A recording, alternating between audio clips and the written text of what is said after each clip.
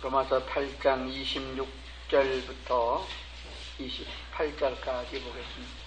이와 같이 성령도 우리 연약함을 도우시나니 우리가 마땅히 빌 바를 알지 못하나 오직 성령이 말할 수 없는 탄식으로 우리를 위하여 친히 간구하시느니라.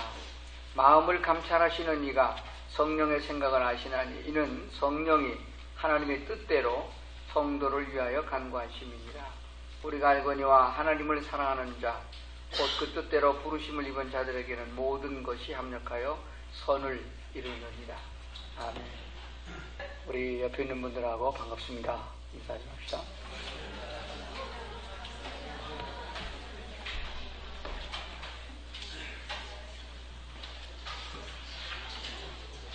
거기 유아실에는 전기불 안 켜져요? 지난주 집사는 전기불 안 켜져? 컴컴해서 누가 왔는지 보이질 않잖아.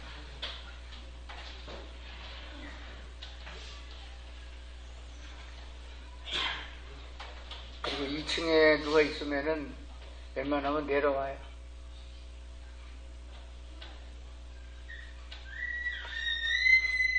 지난 주간이 부활주일이었습니다. 기독교의 가장 큰 핵심은 그리스도 예수께서 부활하십니다. 근데 예수만 부활하시고 나는 부활 못한다고 그러면 그보다 더 비참함이 없습니다. 사도 바울이 말하기를 만약에 부활이 없으면은 우리가 제일 불쌍한 자다. 즉 복음을 증거하는 때 종사했던 바울과 그 전도에 동력했던 성도들을 가리킵니다. 먹지 못하고 자지 못하고 굶주리며 매맞으면서 복음을 전했는데 만약에 부활이 없으면은 그거 다 헛되지 않느냐. 가장 불쌍한 자다. 그렇게 자기 자신을 표현한 줄 압니다. 그러나 부활이 있길 믿기 때문에 순교하는 것도 마다하지 않았고 매일매일 세상 사람이 사는 것처럼 즐기지 않았어도 하나님이 주시는 소망과 기쁨으로 살아갈 수 있다는 확신을 가졌다고 이렇게 믿어집니다. 오늘은 이 부활의 신앙을 가진 성도들이 승리하는 삶을 살기 위해서 하나님이 보내주신 성령의 은혜를 같이 나누고자 그렇게 합니다. 따라합시다. 연약함을 도우시는 성령. 그게 오늘 말씀의 제목이 되어집니다. 오늘 성경 본문의 말씀을 다시 한번 보겠습니다. 로마서 8장인데요. 성령이 우리 연약함을 도우시나니 그러므로 하나님 앞에서 나는 어떤 존재인가 그걸 먼저 아는 사람이 성령의 은혜를 받을 수 있습니다. 나는 연약한 사람이다.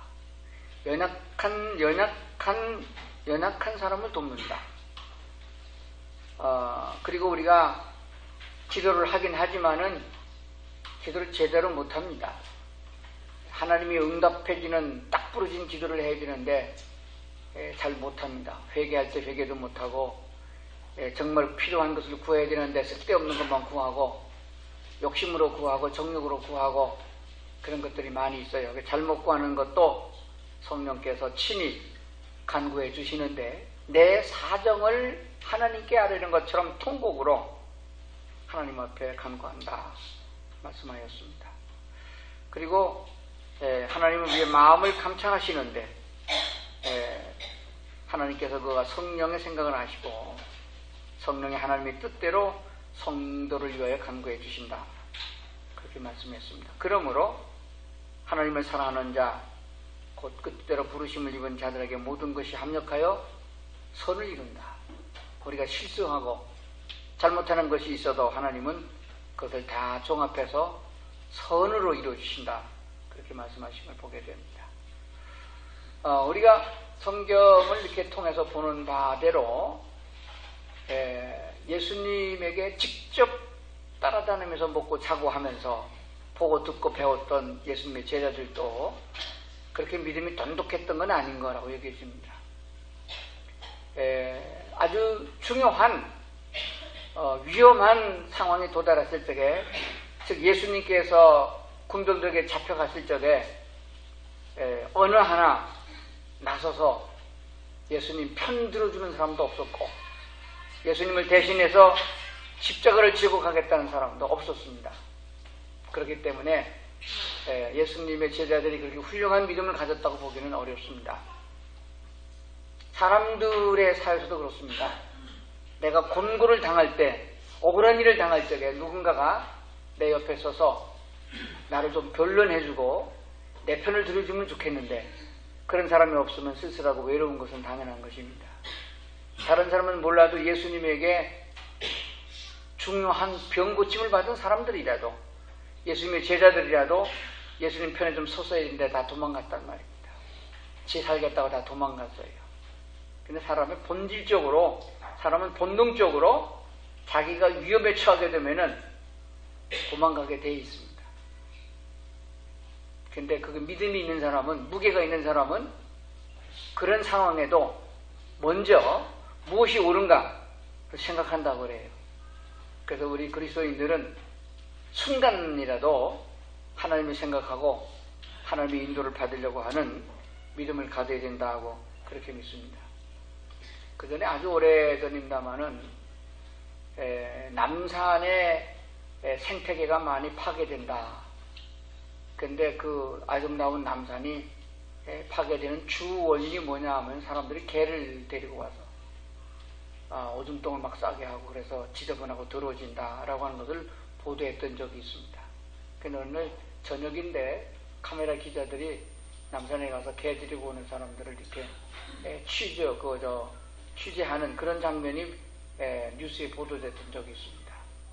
근데 어느 남산의 그 벤치에 어떤 그 젊은 남녀가 딱 붙어 앉아서 데이트하는 장면이 비쳤어요. 그런데 아주 굉장히 보기에 다정한 연인인 걸로 제가 보였습니다. 근데 그 옆에 어떤 사람의 어떤 아저씨가 아주 그냥 사자같이 생긴 그런 개를 한 마리 끌고 왔는데 그놈이 그냥 길바닥에다가 그 쉬를 하잖아요. 그러니까 카메라 기자가 그걸 딱 보자마자 그걸 잡으러 갔으니까 후라시를 탁 터뜨리고 찍으니까 걔가 놀라가지고 들고 뛰었는데 그 두 젊은 남녀가 있는 그 벤치로 걔가 들고 뛴 거예요. 그러니까 두 사람이 어떻게 됐나 하고 봤더니 놀래서 기절해서 도망을 가는데 여자는 땅바닥에 쓰러졌고 남자는 저만큼 도망가요.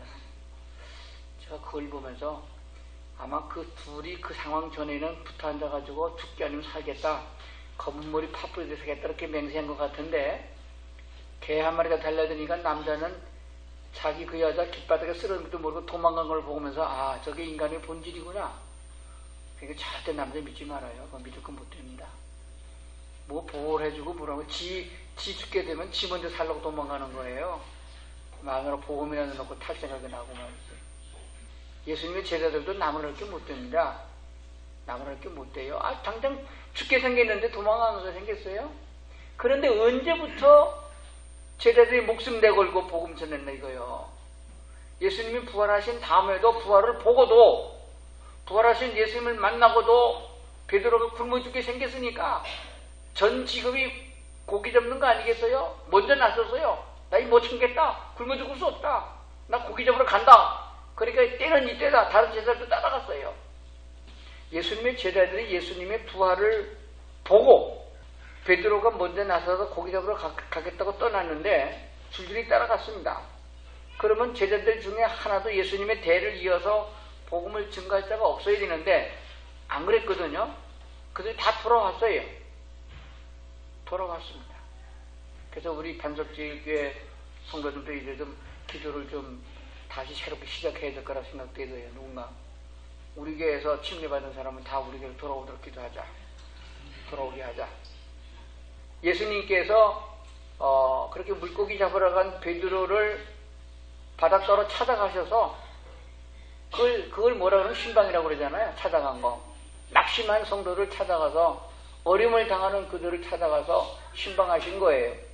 그래서 베드로가 다시 주님을 만났고 그렇다고 해서 그들이 금방 주님의 증거자가 되는 그게 아닙니다.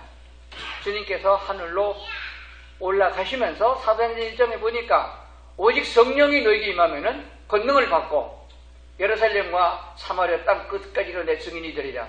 하고 주님께서 제자들에게 약속하시고 하늘로 올라가신 거예요. 그래서 주님께서 마지막으로 제자들에게 주어진 신락 같은 한 희망이 있는데 그게 뭐냐면 내가 너희들에게 보혜사 성령을 보낼 테니 기다리라. 보혜사 성령이 너희에게 보낼 테니 그 성령이 너희에게 임할 때까지 기다리라. 성령이 임하면은 권능을 받을 것이고 권능을 받으면 나가라. 그들은 움직이지 말라. 그러셨어요. 그래서 제자들과 더불어서 주님을 추종하던 사람들이 한 다락방에 모였습니다. 기도처에 모였어요. 한 120명 모였습니다.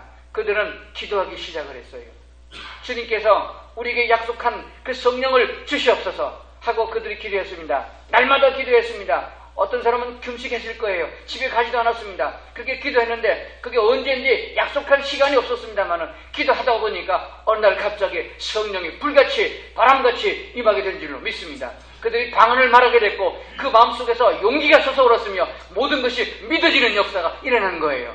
그게 한 열흘 만에 일어난 사건입니다. 그것이 초대교회에 일어난 성령의 초림의 사건입니다. 그러므로 교회가 세우기 시작했고 그 무능하고 겁 많았던 베드로가 나가서 외치니까 3,000명씩 5,000명씩 회개하는 역사가 일어났다고 성경 기록하고 있습니다.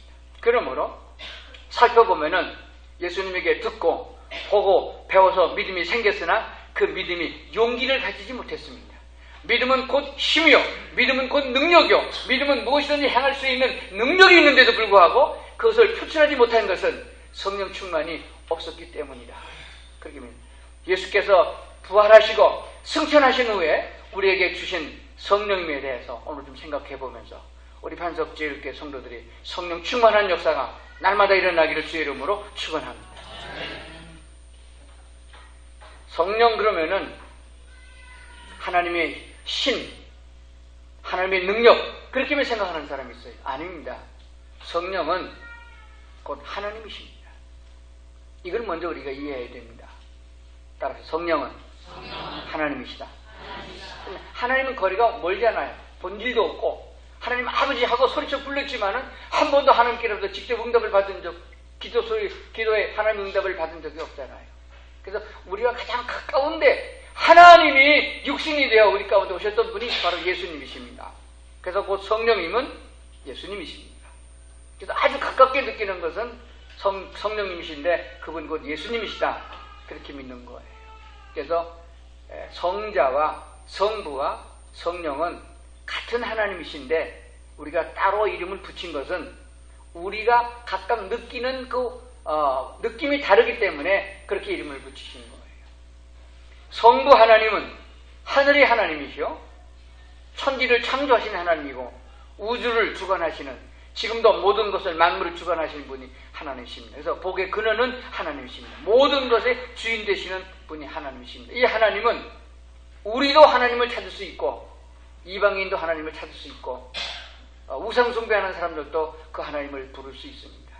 그러나 하나님이 우리에게 분명히 말씀하신 것은 오직 예수 그리스도로 말미암지 않고는 아무도 아버지께로 내게로 올 자가 없다. 그래서 유일하게 하나님에게로 갈 수 있는 길이 되시는 분은 예수님밖에 없음을 믿으셔야 됩니다. 그렇기 때문에 예수 믿으라는 것이고 예수 믿는 사람들이 하나님께로 나갈 수 있는 자격을 얻게 된 것입니다. 왜 그러냐고 물으시면은 그것은 하나님의 은혜요. 하나님이 우리를 사랑하시는 결과라고 그렇게 믿습니다. 그런데 예수님은 곧바로 우리가 죄인 되어서 영적으로 어둠에 있어서 하나님을 볼 수가 없습니다. 그때 하나님이 우리를 찾아오신 분이 계신데 그분이 곧 예수님이십니다. 요한복음 1장에 보면 말씀이 육신이 되어 우리 가운데 거하시니 곧 그분이 그리스도 예수시라 이렇게 말씀하셨습니다. 따라서 예수님은 하나님이시다. 그래서 예수님은 하나님만이 하시는 능력과 표적을 보이셨습니다. 구약의 이스라엘 백성들은 하나님이 보낸 사람을 선지자라고 그랬는데 선지자인지 아닌지 알 수가 없어. 왜냐하면 선지자도 사람의 아들로 태어났거든요. 그러니까 며칠 전까지만 해도 동네 사람이었는데 어느 날 선지자가 된 거예요. 그럼 선지자가 됐던 표가 뭐냐? 능력을 행한 것이에요. 하나님이 그에게 능력을 기름 붓듯이 부어주셔서 표적을 행한 것이에요. 모세가 애굽으로 돌아왔을 적에 누가 당신을 하나님이 보냈다고 믿겠느냐라고 하니까 표적을 행한 거예요. 이것은 하나님이 보낸 증거다. 그래서 예수님께서 하나님이신 예수님이 이 땅에 오셔서 정말로 하나님이 보내서 오신 예수님이라는 사실을 알게 하기 위하여 표적과 능력을 행하셨습니다. 사람은 할 수 없는 오직 하나님만 하실 수 있는 것. 물 위로 걸어가시고 물로 포도주를 만드시고 아니 죽은 자를 살리시는 그런 예수님이셨습니다. 그러나 그런 예수님이 우리의 죄를 대신해서 죽으셨고 하나님이 그를 살리셨습니다. 우리도 다시 살리실 것을 예고해 주신 거예요. 그리고 하늘나라 가셨거든요. 그러니까 예수님은 우리 눈에 보여지는 하나님이었다 그 말입니다. 그런데 하나님도 이제는 멀리 멀어졌고 예수님도 승천하셨고 그러면 제자들과 우리들에게는 하나님이 또 너무 멀지 않느냐. 그래서 주님이 올라가실 때 하신 말씀이 보혜사 너희를 돕는 성령을 보내줄 텐데 그가 오면은 너희로 깨닫게 하고 너희로 하여금 하나님을 알게 하리라 약속해 주셨습니다. 그래서 성령님은 우리 모든 사람의 마음 가운데도 계시고 온 세상에 어디든지 계시는 그야말로 무소부재하신 그런 하나님으로 우리에게 역사되어주고 있는 분이 성령이십니다. 그러므로 가장 가깝게 느끼는 하나님은 곧 성령이십니다. 그렇다면 성령은 능력이 아니고 하나님이 내게 있는 결과가 능력으로 나타나는 것이며 하나님이 나와 함께하는 그 결과가 표적으로 나타나는 것이지 성령은 그냥 신이고 능력이고 표적만은 아니라는 것을 먼저 기억하셔야 됩니다. 짧은 시간에 성령에 대해서 다 말씀드릴 수 없지만 간략하게 말씀드리고 마무리하려고 합니다. 첫 번째로 성령은 예수 그리스도의 영이십니다. 다시 말하면 예수님이시다 그 말입니다. 그러므로 예수님이 행하셨던 그대로를 성령이 행하십니다. 그렇다고 하면 우리 믿음의 사람들은 신약 성경을 통해서 예수님의 발자취를 잘 보셔야 돼요. 쉽게 설명드리면 그렇습니다. 성령님이 우리와 함께 하시면은 모든 것을 가능케 하고 무엇이든지 이룰 수 있는 능력이 우리와 함께 하시는 것이 사실입니다. 그러면 성령 충만하면 얼마나 좋겠느냐. 성령이 나와 함께 주옵소서 기도할 수 있습니다. 그런데 왜 그런 역사가 내게 안 나타나느냐 하는 것입니다. 그것은 다른 데 있지 아니하고 예수님이 행하셨던 그 행함과 그 발자취 그대로 성령님이 행하시는 분이세요. 왜냐하면 성령님은 예수님이기 때문에 그렇습니다. 그러므로 예수님의 가신 길을 우리가 같이 가야 되고 예수님의 뒤를 따랐던 제자들과 같은 발자취를 같이 따라가야 되는 것이에요. 그 반대편에 서게 되면 성령은 그림자도 볼 수가 없습니다. 그래서 성령님은 곧 예수님이셨고 그렇기 때문에 예수님이 행하셨던 사역을 똑같이 행하시는 것입니다. 그래서 주님에게 행하셨던 기적과 표적의 역사가 어떻게 나타나는가를 보고 지금도 성령의 역사 속에 함께 있으면은 성령은 지금도 우리 속에 역사하고 계시고 그 능력과 표적을 우리도 행할 수 있게 된다는 사실을 믿으셔야 됩니다. 결론으로 말씀드리면 예수님은 이 땅에 뭐하러 오셨느냐? 여러 가지 많은 일을 하셨어요. 병도 고치시고 귀신도 쫓아내시고 배고픈 자를 먹이셨고 외롭고 고독한 자를 위로하셨으며 소망이 없는 자에게 소망도 주셨습니다. 그러나 가장 중요한 목적은 예수로 말미암아 죽어가는 영혼이 구원을 받아 천국의 시민이 되는 것입니다. 그래서 예수님께서 마지막으로 승천하실 때 제자들에게 하신 말씀이 있잖아요. 보라, 내가 너와 함께한다. 그래서 마태복음 28장에 끝자리에 가보게 되면은 성령을 너에게 부어줄 테니 성령이 너에게 임하게 되면은 너희는 복음을 증거하는 증인이 되라. 그 말씀하시는 걸 보게 됩니다. 모든 족속에게 내 이름으로 침례를 주고 내가 너에게 분부한 모든 것을 가르치고 지키게 하라. 볼지어다 내가 세상 끝날까지 너희와 함께하겠다. 세상 끝날까지 너희와 함께하겠다는 그 예수님은 곧 성령이십니다. 그러면 성령님은 어떤 곳에 어떤 자에게 함께하시느냐 알게 되려고 믿습니다. 복음을 증거하는 자들에게입니다. 그래서 한국교회 성령의 역사가 지금 다 사라져가지고 뭐 부흥회해도 뭐 쇼만 일어나고 요란하기만 하지 초대교회처럼 우리나라 60년대 50년대처럼 표적과 기자가 지금 안 나타나고 있는 것은 전도가 없다는 그런 얘기가 되어집니다. 개인도 교단도 교회도 살아있는 사람과 그런 살아있는 생명체는 아직도 복음의 선교의 열정을 가지고 그 꿈을 가지고 있는 그곳에 성령의 역사한다는 것을 보게 됩니다. 두 번째로 성령은 말씀의 영입니다. 그렇기 때문에 말씀 안에서 일하십니다. 절대로 말씀을 벗어나지 않습니다. 내가 계시를 받았는데, 성령의 계시를 받았는데, 마태복음, 마가복음, 누가복음, 요한복음 다음에 복음서 하나를 더 만들어가지고 내가 보았는데, 그렇게 하역사는 성령은 아니십니다. 성령은 그 말씀이십니다. 왜냐면 예수님이 자기 뜻대로 한 게 하나도 없어요. 오직 아버지 뜻대로 마귀가 시험을 이길 적에도 성경에 기록되었으되 라고 말씀을 가지고 행하셨던 걸 보게 됩니다. 이미 구약 성경에 다 있던 말씀을 인용하셨지 새로운 것을 우리에게 주신 것이 아닙니다. 그러므로 성령은 말씀 안에서 역사하시고 말씀을 벗어나지 않는다는 사실입니다. 또 그리고 잘 알고 있는 대로 성령은 교회의 영이십니다. 믿는 성도들의 영이세요. 그리고 성령이십니다. 이것을 여러분이 잘 기억하지 못하면 많은 오류를 범하게 됩니다. 사도행전 2장에 보면 성령이 임했을 적에 제자들이 뜨거운 열기를 받아갖고 곧바로 나가서 행하기보는 건 전도예요. 너희들이 잡아 죽은 예수를 하나님 다시 살리셨다. 우리가 보았다. 그 증인이다. 그렇게 전도했어요. 누구든지 예수를 믿으면 구원을 받으리라. 그랬더니 많은 사람이 회개하고 예수 믿어서 교회가 생긴 거예요. 그러므로 성령의 역사는 교회를 세우신 분이 성령이십니다. 그렇다면 교회의 영이 되신 이 성령은 교회가 부흥되어지고 교회가 세워지는 데 역사하는 영이지 교회를 깨거나 교회를 흐트러놓는 데 역사하는 영은 아닙니다. 잘 기억하셔야 됩니다. 그래서 교회가 세상 사람으로부터 비난을 받고 세상 사람의 그런 비난을 받게 되는, 그래서 교회가 두 쪽 세 쪽이 되는 것은 하나님이 원하는 성령의 역사가 아닌 것을 알아야 됩니다. 내가 총대를 맨다 그리고 하는 사람들이 있는데 성령의 역사가 아니고 그건 악령의 역사입니다. 성령은 교회를 세우시는 분이십니다. 있습니까? 그러므로 여러분 생각해도 야 골치 아프다, 뭐 내가 그냥 이럴 필요가 있느냐, 나 하나 없어진 그만이지, 그럼 기도해 봐야 됩니다.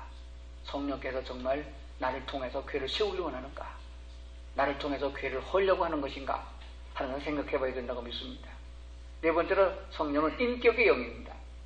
성령은 그냥 어떤 신 내린 사람만은 펄쩍펄쩍 뛰는 그런 감정, 그런 게 아니고 완전한 인간으로 우리를 세우십니다. 그러므로 성령 충만하게 되면 정신이 혼매지는 게 아니고 정신이 더 똑똑해집니다. 정신이 더 맑아져요.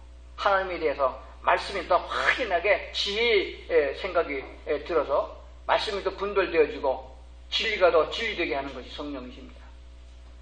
성령 받았다고 하면서 방언한다고 하면서 돌아다니면서 계시를 받니 뭐니 하면서 들어놓아가지고서 책을 쓰는 사람들이 있는데 성령의 역사가 그런 것은 아닙니다. 성령은 바로 곧 인격이시기 때문에 예수님을 마주 대한 것 같은 그런 모습이십니다.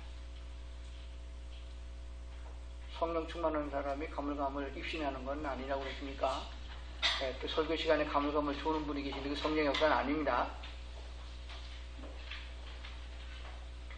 다섯 번째로 성령은 불같은 성령으로 나타나고 있는데 초대교회에 보면 불같은 성령으로 불같은 모습으로 나타났어요. 그러면 마음을 뜨겁게 하고 죄는 소멸하는 분으로 성령의 역사가 나타납니다. 여섯 번째 기름 같은 성령으로 나타나는데 기름은 상처를 부드럽게 하고 모든 것을 유하게 부드럽게 만들어줍니다. 성령 임한 사람은 싸나운 게 없어집니다. 그래서 아주 혈기가 많고 아주 싸납고 폭력적이고 그런 사람들이 성령 받으면은 얼굴부터 환하게 빛나고 아주 누글누글 부드럽게 되어집니다. 그래서 요즘에는 아주 부드러운 남자가 인기도 받고 그렇습니다. 아주 그냥 싸나운 남자다운 그런 남자는 옛날 얘기고 성령 충만 받은 사람은 부드러운 사람이 바뀌어진다는 걸 알게 됩니다. 일곱 번째로 비둘기 같은 성령으로 나타나는데 그는 순결하고 온유한 것을 의미하며 비둘기는 평화의 상징입니다. 그러므로 성령이 임한 곳, 성령이 임하는 성령 충만한 사람이 있는 곳에는 항상 평화가 조성되어지면 싸움이 사라지고 평화가 주어지고 순결과 온유가 주어진다는 걸 알게 됩니다. 여덟 번째로 사람 숨 쉬죠. 숨과 같은 성령으로 나타나는 것은 숨을 쉼으로 생명이 유지는 것처럼 성령의 임함으로 인하여 우리가 영적인 생명을 유지하게 된다는 것입니다. 마지막 아홉 번째는 바람 같은 성령으로 나타나고 있는데 바람은 보이지 않지만은 많은 역사를 나타냅니다. 성령 충만한 사실을 눈으로 보지 않지만 그가 행하는 행함을 보게 되면은 많은 기적과 역사를 나타낸다 하는 사실을 보게 됩니다. 여튼간에 성부와 성자와 성령은 한 하나님이신데 우리 속에 역사하시고 나를 도와주신 분은 바로 성령님이시다. 그렇다면은 오늘 우리가 생각할 문제는 이렇습니다. 그 바로 성령은 인격적인 곧 사람의 완전한 인격적인 모습으로 우리 속에 나타나시고 역사하시는 예수님이신데 바로 그분이 내게 임하게 되면은 나도 예수님처럼 인격적으로 변할 수 있다는 생각을 가지셔야 됩니다. 그러므로 성령은 구술을 해서 빌어서 성령이 내게 오는 게 아닙니다. 잘못 생각하게 되면은 성령 충만 받으려고 별짓을 다 하는데 쫓아다닌다고 붙잡히는 건 아닙니다.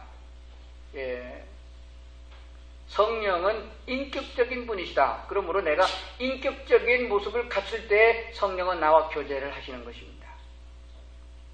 그러니까 말 상대가 안 되면 말 같지 않은 말만 해도면 말을 안 하잖아요. 교제가 안 되잖아요. 그게 수준이 맞아야 교제가 되는 것입니다. 성령님의 은혜를 입고 그분이 내게 계속 머무르게 하려면은 우리가 예수님을, 그 성령님을 인격적인 존재로 대접하고 나의 주인으로 영접할 때 그분이 나와 함께 하신다는 사실입니다. 그러므로 성령을 붙잡으러 쫓아다니는 게 아니고 성령께서 나를 주관해 주시도록 나 자신을 주님께 내맡기는 자가 되어야 된다는 사실입니다. 그 구체적인 예로 성령은 오늘 성경의 본문에 보니까 성령은 우리 연약함을 도우시는 분이다. 우리 성도들에게 연약함을 돕기 위하여 성령께서 이 땅에 오셨다는 사실을 분명히 알게 됩니다. 그러므로 내가 무엇인가 할 수 있다고 할 적에는 성령이 내게 머물지 않습니다. 잘 기억하셔야 됩니다. 내가 연약할 때 성령님은 내게 역사하기 시작합니다. 그래서 아무것도 할 수 없다고 할 적에 나는 아무것도 할 수 없다고 했을 적에 그때 그 성령께서 일하실 때입니다. 마치 모세가 애굽의 왕자로 40년 있을 동안에는 자기가 무슨 역사를 해낼 것 같은 용기를 가지고 나섰습니다. 아무것도 하지 못하고 살인만 하고 말았습니다. 광야에서 40년을 지낸 다음에 나이 80이 됐을 적에 하나님이 부르셨습니다. 나는 아무것도 할 수 없습니다. 지평이 없이는 시내산에도 오를 수가 없습니다. 나는 늙은입니다. 나는 목동으로 이제 혀가 굳어졌고 아무것도 할 수 없습니다. 그럴 적에 하나님은 그 모세를 붙잡고 일하심을 보게 됩니다. 그 같은 역사는 모든 성경 가운데 줄줄이 나타나고 있는데 지금도 여튼간에 마찬가지입니다. 내가 무엇인가 할 수 있다고 했을 적에 성령은 역사하지 않습니다. 내가 연약할 때에 주께서 일하신다. 분명히 인정하셔야 됩니다. 그리고 성령님은 보혜사 성령, 다른 성령이세요. 그러니까 예수님 당시에 구약에 하나님 창 역사하실 때에 있었던 그 영은 하나님의 신으로 나타나는데 지금 우리에게 역사되어지는 성령은 다른 성령, 즉 보혜사 성령이십니다. 즉 돕는 성령이십니다. 그렇기 때문에 도움을 요청할 때 돕는 분이십니다. 도와달라고 요청할 때에 돕기 시작하는 분이세요. 그래서 지가 할 수 있는데도 도와달라고 하면 안 돼요. 정말 할 수 없어서 도와주셔야 됩니다. 라고 할 적에 성령님은 돕는다. 그런 말씀이 되어집니다. 그렇다고 하면은 하나님이 제일 싫어하셔서 성령께서 역시 아주 근처도 가지 않고 아무것도 도와주지 아니하고 내가 아무리 죽을 지경이 돼도 역사하지 않는 그런 상황이 언제 되어지느냐. 성경 속에서 제일 많이 나오는 단어가 뭔가라고 찾아봤습니다. 성경에서 제일 많이 나오는 단어가 뭘까요? 그거 이제 언제 다 조사합니까? 제일 빠른 건 컴퓨터에게 물어보는 게 빠르죠. 사랑이라는 단어가 많이 나오지만은 거기 복음학에 제일 많이 나오는 단어가 있는데 그게 교만이라는 단어입니다. 교만이라는 단어는 창세기부터 기적까지 안 나오는 장이 없습니다. 어떻게 나타나냐 하게 되면은 하나님은 교만한 자를 물리치신다. 마귀가 왜 마귀가 됐느냐? 사탄이 왜 사탄이 됐느냐? 천사가 교만하여 하나님께 대들다가 그가 바로 악마가 됐다는 사실을 알게 됩니다. 그러므로 교만한 자는 성령의 도움을 입을 수가 없습니다. 근데 난 안 교만해요. 그런 사람도 하나님의 중심을 보시면은 교만한 거예요. 그럼 대체적으로 사람은 언제 교만하느냐? 무언가 있다고 생각할 때 교만해집니다. 뭐가 있습니까? 실력이 있든지 돈이 있든지 인물이 있든지 기운이 있든지 뭔가 있을 때가 교만해집니다. 그 아무것도 없게 되면은 우리는 쪼그라들어서 그야말로 쥐구멍이라도 들을 수밖에 없는 모습이 됩니다. 나는 아무것도 할 수가 없다. 나는 아무것도 할 수가 없다라고 할 적에 성령은 그를 돕는다는 역사를 우리는 알아야 됩니다. 성경 본문에서는 우리를 이렇게 설명하고 있습니다. 인간은 질그릇과 같은 존재다라고 말하고 있습니다. 사도 바울은 그가 세상의 지식과 세상의 모든 권력을 가졌을 적에는 예수를 잡아 죽이는 사람이었는데 그가 은혜를 받은 다음에 예수를 만난 다음에 성령에 충만한 다음에 느끼기를 고린도후서 4장에서 말하기를 우리는 질그릇과 같은 인생이다.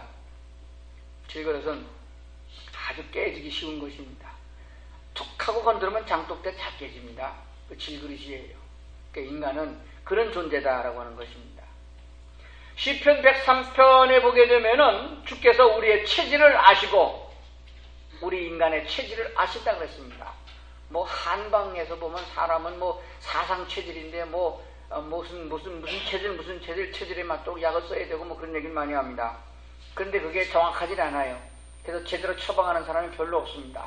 잘 몰라요. 우리는 이게 무슨 체질인지 잘 모릅니다. 뭘 먹어야 되는지 잘 몰라요. 그런데 하나님 우리 체질을 아시는데 우리가 흙인 줄 아신다. 흙에서 만들어서 진토임을 아신다. 라고 시편 103편 14절에 말씀하고 있습니다. 그렇게 우리를 잘 아시는 분이 가장 적절하도록 우리를 인도해 주시는데 그게 바로 성령의 역사를 통하여서 우리에게 말씀 주신다는 사실입니다. 그래서 성령은 우리의 연약함을 도우신다라고 말씀하고 있는 것을 보게 됩니다. 사람은 돈이 많아도 죄를 짓고 돈이 너무 없어도 비참해서 죄를 짓습니다. 은혜를 너무 많이 받아서 교만해져서 죄를 짓기도 하고 은혜를 너무 못 받아서 사탄에게 패배하는 경우도 있습니다. 근데 사람은 강한 것 같고 많이 아는 것 같아도 진짜 모르는 게 너무 많습니다. 그래서 안다고 생각하는 사람은 교만한 사람이고 나는 모른다 하는 사람은 겸손한 사람. 근데 진짜 아무것도 모르고 몰라서 깡통이 돼가지고 모른다 그러면 그건 모조리고 알고 있으나 많은 경험을 갖고 있으나 하나님 앞에 견져 보니까 나는 아무것도 아니다. 그런 의미가 되어집니다. 그래서 시편을 묵상하는 사람, 성경을 읽는 사람은 자연 앞에서 고개를 숙이게 되어 있음을 보게 됩니다. 재난이 일어나는 것은 사람보다 짐승이 훨씬 먼저 합니다. 타이타닉이라는 영화를 보셨나요? 거기에 보면 배가 암초에 부딪혔는데 많이 부딪힌 게 아니잖아요. 갑자기 무너진 건 아니잖아요. 그러니까 약간 쿵 소리가 나면서 기울어진 거예요. 근데 배가 금이 가기 시작한 거예요. 그때 제일 먼저 반응을 느낀 것은 그 배에 타고 있던 쥐입니다. 쥐가 먼저 뛰어서 살 길을 찾아가는 겁니다. 사람은 쥐만도 못하다. 그런 결론이에요. 홍수가 나면은 제일 먼저 아는 짐승이 있어요. 홍수가 일어나서 물바다가 되겠다. 제일 먼저 아는 것은 사람이 아니고 개미입니다. 기상청에서 먼저 하는 게 개미가 제일 먼저 이사를 떠납니다. 산불이 나게 되면은 제일 먼저 누가 하나요? 사슴이 한다고 합니다. 사슴은 산불에 타 죽지 않는다는 거예요. 그러니까 먼저 감지한다는 거죠. 거미는 매일매일 거미줄을 새로 치는데 바람이 불어오는 방향을 따라서 거미줄을 친다는 것입니다. 그러니까 사람보다 얼마나 영리합니까? 사람이 안다고 하죠. 모르는 게 얼마나 많은지. 어제 깨기는 맞았는데 오늘은 틀리는 게 많아요. 언제까지는 머리 자주 감으면은 머리털 빠진다고 그러더니 또 얼마 전에 또 어떤 박사가 나와가지고 머리 안 감으면 머리털 빠진다고 그래요. 어느 게 맞는 거예요? 머리 자주 감아야 돼요? 아니면 아주 안 감아야 돼요? 감아야 돼요? 자주 감으면 머리털 많이 빠져 대물이 되는데. 그럼 안 감아야 되나요? 그럼 대물이 된대. 다시 말하면 무슨 말입니까? 적당하게. 하나님 적당하게. 인간이 참 모르는 게 참 많아요. 아는 것 같아도 나중에 보면 모르는 거예요. 세월이 지나가게 되면은 명약이 독약이 되겠지 한다는 사실입니다. 그러므로 인간은 하나님 앞에서 언제나 겸손함을 배워야 된다. 그러니까 마음에 하나님이 계시는 사람, 즉 성령이 나를 인도해 주도록 하나님께 물어보는 사람, 그리고 그분이 인도하심에 100% 신뢰하고 그 말씀을 따르는 사람들을 우리는 하나님의 사람이다, 성령의 사람이다, 그렇게 말하는 것입니다. 오늘 본문에 나오는 말씀을 한번 다시 생각하고 마치려고 생각합니다. 26절 이와 같이 성령도 우리 연약함을 도우시나니 그랬습니다. 근데 연약함을 돕는다고 하는 이 성령, 그래서 보혜사 성령이라는 헬라어의 원문의 뜻을 분석해 봤더니 세 단어가 한데 모여서 한 말을 만들었어요. 한번 따라해볼까요? 순, 우리나라 말이 아닌 헬라어입니다. 순, 안티, 람바노마이. 무슨 주문 같으죠? 순, 안티, 람바노마이. 그런 말인데, 순이란 말은 함께 내 곁에 계셔서 또 다정하게, 그런 뜻이에요. 원문에. 그 다음에 안티란 말은 반대편에 서서, 건너편에서 내가 할 수 없는 곳에서, 그런 뜻이에요. 그리고 람바노마이는 번쩍 들어서 옮긴다, 그런 뜻입니다. 이게 세 단어가 합해가지고서 보혜사 성령이 된 거거든요. 그러면은 종합해 보면은 내가 할 수 없는, 내 손에 닿지 않은, 내 영역이 미치지 못하는 그런 곳에서도 내 곁에서 아주 다정하게 서 계신 그분이 나를 번쩍 들어서 옮긴다, 그런 뜻입니다. 마치 이스라엘 백성이 애굽에서 탈출하지 못하고 400년 동안이나 계속해서 종살이 하고 있는데 성령께서 오셔서 그걸 번쩍 들어서 옮기셨다, 그런 뜻입니다. 홍해를 건널 적에도 그렇게 건너게 하셨고, 광야를 지날 적에도 그렇게 지나게 하셨으며, 요단강을 건널 적에도 그렇게 하셨습니다. 바로 여리고성을 함락할 적에도 사람은 안 되는 일을 하나님 그렇게 행하셨다는 그 말입니다. 만나와 메추라기를 먹이셨습니다. 그러므로 지금 우리 속에 역사하는 성령께서는 우리를 깨닫게 하시고 우리에게 지혜를 주시며 능력을 주시며 힘을 더하시는 성령으로 나타나고 있음을 믿으셔야 됩니다. 그러므로 하나님께 성령의 인도를 간구하는 사람은 주의 인도를 받게 되리라 그렇게 믿습니다. 그러면은 결론으로 이렇게 말씀드립니다. 예수님이 걸어가신 그 발자취를 따라서 표대를 정하고 따라가셔야 됩니다. 곁길로 가는데 성령이 도와주지 않습니다. 학생이 집안에서 공부하려고 하면은 공부하도록 돕는 게 부모입니다. 근데 공부를 안 하고 딴짓하고 돌아다니는데 해달라는 거 도와주겠습니까? 그러니까 우리가 기도하면은 왜 응답을 못 받느냐 하는 거 생각해 봐야 됩니다. 그 이유가 어디냐 그러면은 목표가, 표대가 잘못됐기 때문이라 그렇게 믿습니다.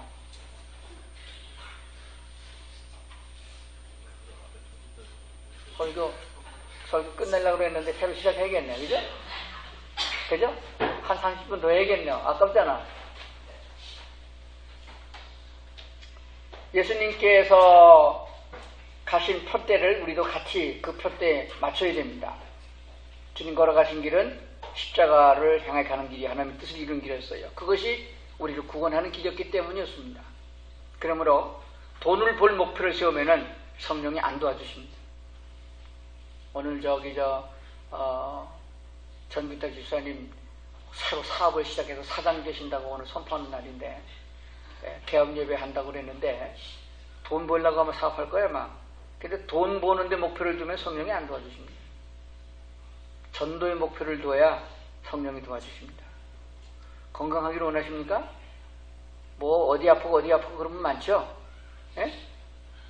병나서 신나게 여행 댕길 목표를 두면은 다리 아픈 거 안 납니다. 전도의 목표를 둬야 성령께서 도와주십니다. 예수님이 그렇게 가셨거든요. 모든 게 그렇습니다. 결혼하는 목표, 대학을 진학하는 목표, 내가 살아가는 인생의 모든 설계가 예수님처럼 하나님의 뜻을 이루는 데 목표를 두면은 성령이 반드시 도와줘서 할 수 없는 것을 하게 하시고 없는 것을 있게 하시는 분이 성령의 역사인 줄 믿으셔야 됩니다. 그리고 반드시 기도하는 자에게 도와주십니다. 구하지 않으면 안 도와주십니다. 근데 기도는 바르게 해야 됩니다. 기도는 만사를 형통케 하시고 바른 기도를 통해서 회개하게 하시고 하나님께 상달되는 주님의 이름으로 드리는 다른 기도를 하게 될 줄로 믿습니다. 오늘 오후 시간에 아마 기도에 대해서 배우는 시간이 되리라 이렇게 믿어집니다. 그래서 연약히 생각합니다. 연약함을 도우시는 성령이라고 말씀하셨습니다. 그러므로 나의 연약함을 하나님께 나타내기 위해서는 교만을 다 버려야 될 줄로 이렇게 믿습니다. 그리고 진실로 내 등 뒤에서 나를 도우시는 주님을 바라봐야 된다고 그렇게 믿습니다.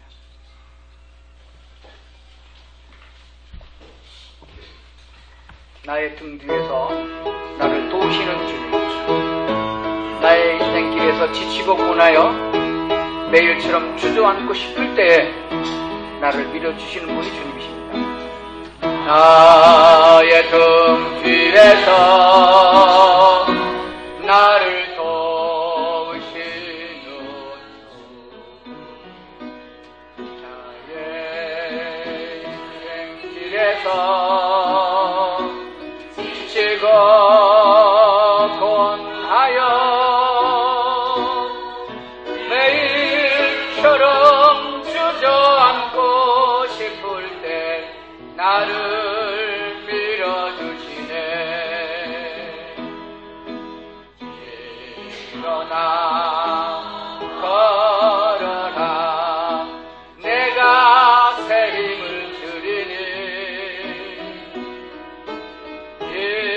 일어나 걸어라 내가